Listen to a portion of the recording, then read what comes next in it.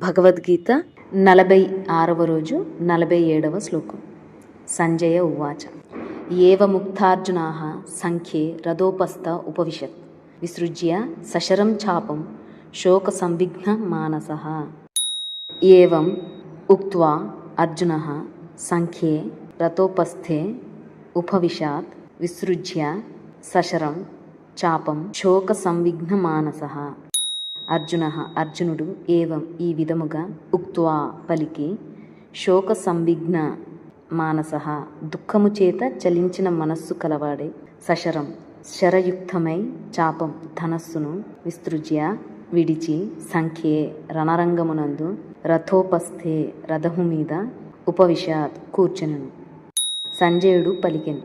అర్జునుడు ఈ విధముగా పలికి శోకముచే కలత చెందిన మనస్సు కలవాడే యుద్ధభూమి యందు ధనుర్బాణములను విడిచి రథము వెనక భాగమున చతికిలబడెను.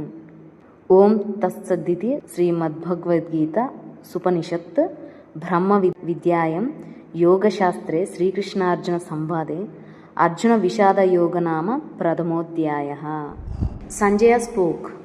Sanjaya Uvacha. Arjuna, having thus spoken and having a mind troubled by grief, left his bow and arrows on the battlefield and sat down at the back of the chariot.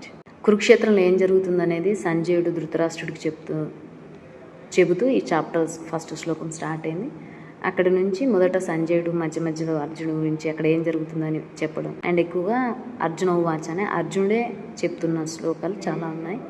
So ఈ first చాప్టర్లో అంతా ఏంటంటే అర్జునుడి యొక్క బాధ, ఈ యుద్ధం చేయలేనన్న ఒక బాధని చెప్పడానికి పరిపరి విధాలుగా అన్ని రకాలుగా, అంటే అక్కడ యుద్ధం చేయాలంటే ఇక్కడ ఉన్నంత నా వాళ్ళని నేను ఎదుర్కోను, నా తాతలు, మై ఓన్ రిలేటివ్స్, ఫ్రెండ్స్ అని, సరే అలా వదిలేసిన దుష్టులైన వాళ్ళ సైడ్ ఉన్న వాళ్ళు కూడా నా వాళ్ళే అని, నా వైపు ఉన్న వాళ్ళు కూడా నా వాళ్ళే, ఒకవేళ విన్ అయిన ఈ విక్టరీని అనుభవించేది ఎవరు ఉంటారని, రాజ్యం కోసం ఇన్ని చేయాలా అని, కులక్షయం వర్ణ సాంకరం అని, ఇలాంటి పాపంతో కూడిన ఈ కింగ్డమ్ వద్దు, నాకు ఈ బ్యాటిల్ వద్దు, నాకు ఈ వార్ వద్దు, నేను ఫైట్ చేయను అని ఇలా రకరకాలుగా తన బాధని శ్రీకృష్ణుడికి చెబుతూ అడుగుతున్నాడు కూడా.